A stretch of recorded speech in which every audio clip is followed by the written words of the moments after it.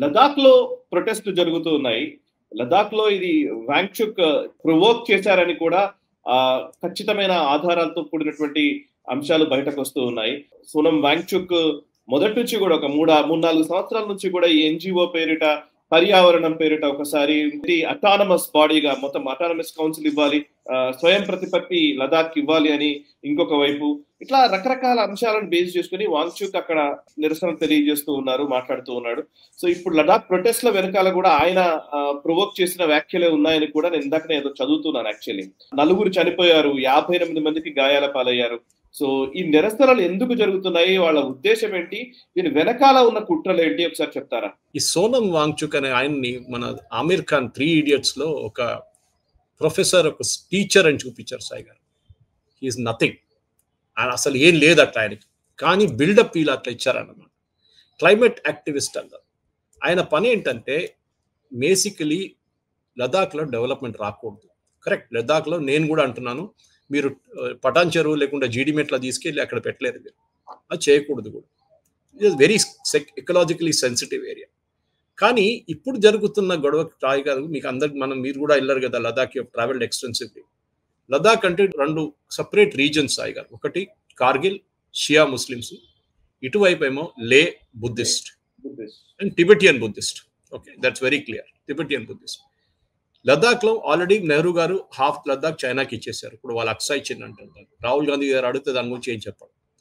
వీళ్ళు union territory అయిన తర్వాత, యూనియన్ టెరిటరీ ఎందుకు పెట్టుకుంటారు సాయి గారు అంటే, ఒక బార్డర్ స్టేట్ కి ఎప్పుడు యూనియన్ టెరిటరీ పెట్టుకుంటారు, చాలా క్రూషియల్ గా ఉన్న లదాఖ్ లాంటి ప్లేస్. ఎందుకంటే అడ్మినిస్ట్రేషన్ మొత్తం సెంట్రల్ గవర్నమెంట్ చేతిలో ఉంటుంది.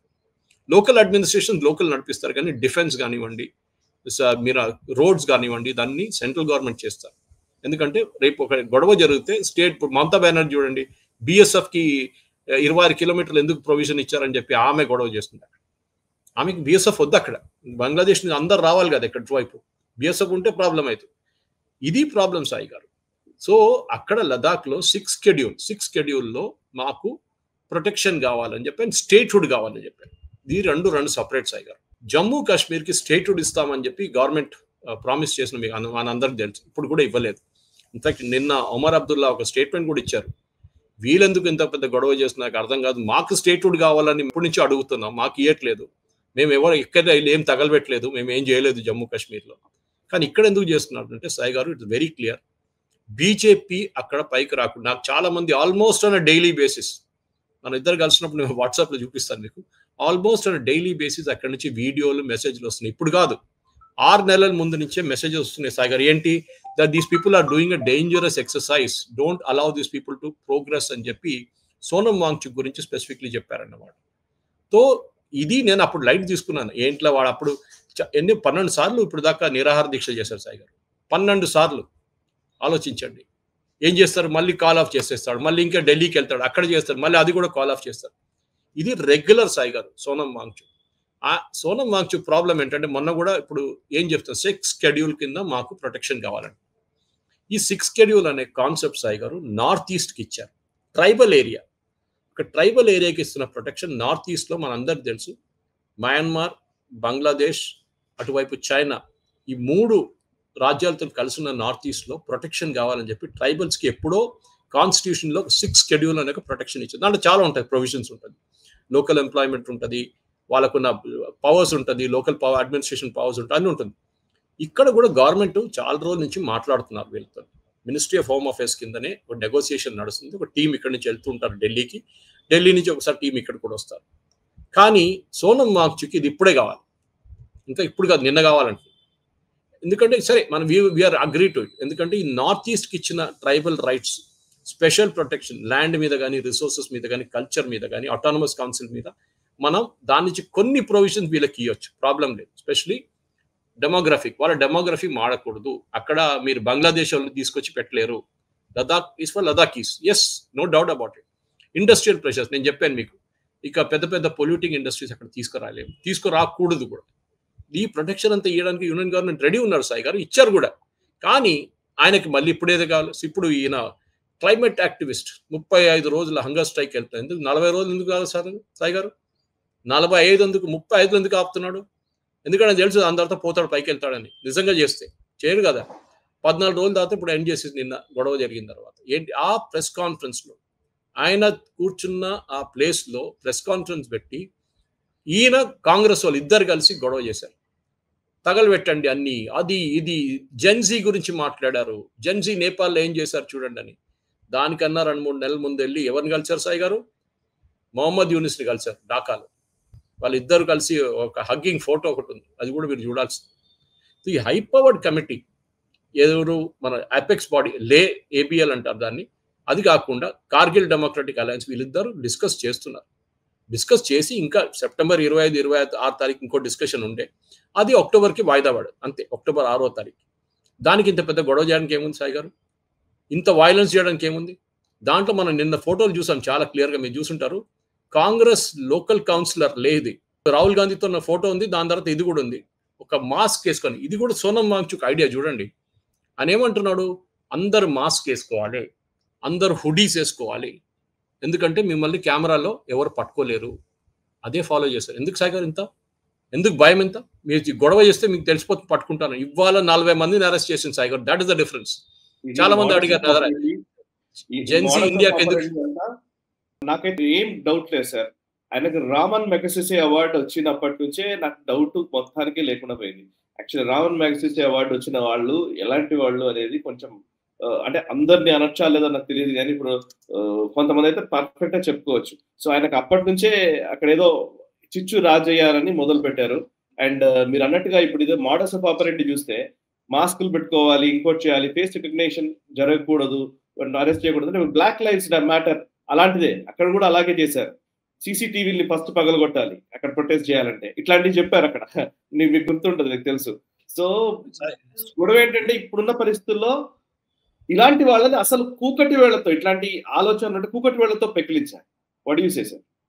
ఎస్ సార్, సాయి గారు ఈయనది ఒక మెయిన్ ప్రాబ్లం ఏంటంటే ఈయనది ఒక ఎన్జిఓ ఉండే. ఆ ఎన్జిఓకి చైనా నుంచి విపరీతంగా డబ్బులు వస్తుండే all through the world, direct కాకుండా ఇండైరెక్ట్ గా ఎఫ్సిఆర్ఐ వైలేట్ చేసి వస్తుంది. గవర్నమెంట్ ఇండియా ఆ దుకాణం బంద్ చేసి పడేసింది సాయి గారు కంప్లీట్ గా. ఓకే, అది పెద్ద కోపం. దాని తర్వాత నెక్స్ట్ వాట్ ఈ డిడ్ వాజ్, ఈయనకు ఒక ప్రైవేట్ వెంచర్ ఉంది under section 8 not for profit లో, HIAL అని చెప్పి ఏదో యూనివర్సిటీ స్టార్ట్ చేస్తాను అది ఇది అని చెప్పి డబ్బులు తెచ్చుకున్నాడు అబ్రాడ్ నుంచి. మళ్ళీ ఎవరు డబ్బులు ఇస్తున్నారు మనందరికి తెలిసింది. గవర్నమెంట్ ఆఫ్ ఇండియా నుంచి కాంట్రాక్ట్ ట్రై చేస్తాడు HIAL కోసం, ఎందుకు డిఫెన్స్ మినిస్ట్రీ కాంట్రాక్ట్స్. నేను కూడా దాంట్లో వెళ్ళి ట్వీట్ చేశాను, I demanded action on that.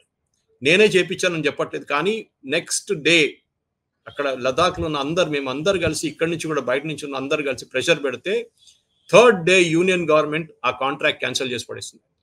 No more contract for HIAL కాదు, ఇది గవర్నమెంట్ ఆఫ్ ఇండియా HIAL అని పెట్టుకున్నాడు అక్కడ. బేసిక్లీ ఒక ఎన్జిఓ లాగా. అండ్ ఆ ఎన్జిఓలో మీరు వైలెట్, ఆయన యూనివర్సిటీ పెట్టుకుంటా అన్నాడు, అద్దన్నాడు, ఇదన్నారు. ఇది ఎంటైర్ గేమ్ సాయి గారు, ఇది చైనా కోసం పాడుతున్నాడు, అందరికి తెలిసిందే. వాళ్ళకి ఏంటంటే నార్త్ ఈస్ట్ లాగానే లద్దాఖ్ కూడా రెస్టివ్ గా పెట్టుకుంటే, ఒక డిస్టర్బ్డ్ ఏరియాగా పెట్టుకుంటే పనికి వస్తుంది.